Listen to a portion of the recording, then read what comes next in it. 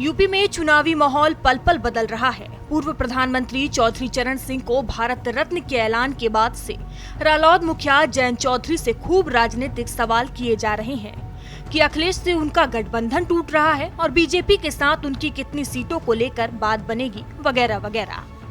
जाटलैंड के मुख्य चेहरा माने जाने वाले जयंत चौधरी से बीजेपी से दिल मिलने के सवाल पर वो यही बोलते हुए सुनाई देते हैं कि केंद्र सरकार ने बहुत बड़ा फैसला लिया है।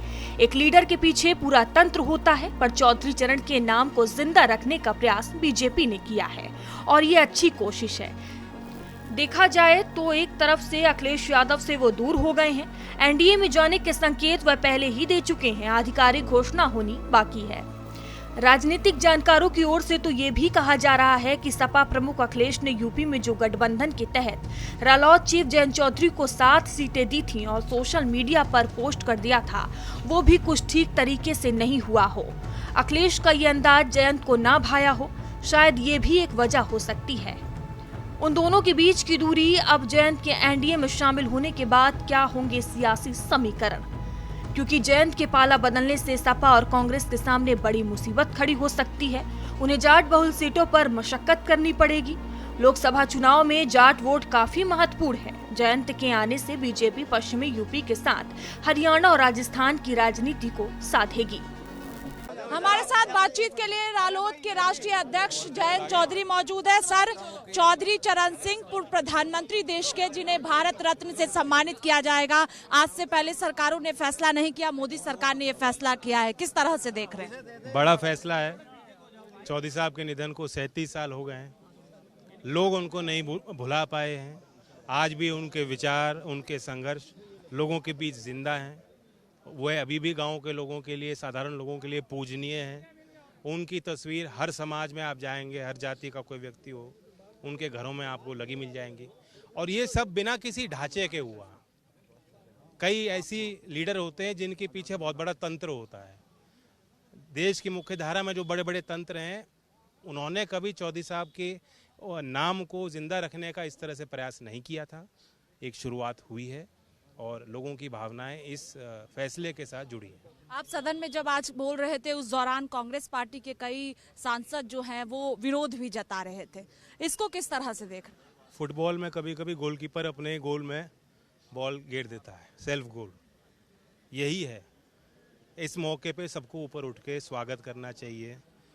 छोड़ दीजिए चुनाव क्या होगा, सरकार किसकी बनेगी, हमारे एमपी कितने आएंगे, हमें कौन सा पद मिलेगा, भूल जाइए ना। भारत रत्न दिया गया है, ये कभी हटने वाला नहीं, मिटने वाला नहीं है। चौधरी चरण सिंह अमर रहे के नारे को अगर उसकी ताकत को कोई समझ नहीं पाया, ये उनकी बड़ी भूल है। विपक्षी पार्टियां ये भी कह रही हैं कि लोकसभा चुनाव इसलिए है, आरएलडी एनडीए का हिस्सा बन जाए, इसलिए चौधरी चरण सिंह को भारत रत्न से सम्मानित किया। साहब इतनी छोटी शख्सियत नहीं है कि एक चुनाव को जीतने के लिए उनके इतना बड़ा फैसला हो। ये जरूर हर फैसला, हर सरकार का फैसला राजनीतिक होता है और राजनीति और लोकतंत्र एक ही हिस्सा है। राजनीति जनता के भावनाओं पर आधारित होती है। जनता के भावनाओं का आदर करने वाली सरकार किसी निगाह से बुरी नहीं है। हर नज़र से ये एक बेहतरीन फैसला है और खुशी की लहर देश में दौड़ रही है।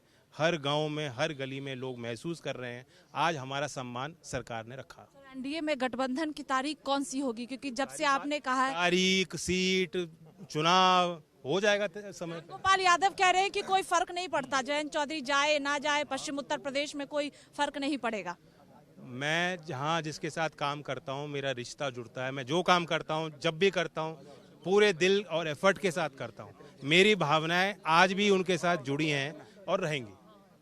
ये बात कहने की होती है कि फर्क नहीं पड़ता। शुक्रिया बातचीत के लिए। देखिए, साफ तौर पर यहाँ पर साफ तौर पर कहना है कि आज से पहले किसी सरकार ने भारत रत्न देने का फैसला नहीं किया, लेकिन मोदी सरकार ने यह फैसला किया है और उनका आभार आरएलडी जता रही है। कैमरा पर्सन रोहित के साथ स्वाति पाठक, भारत समाचार, दिल्ली।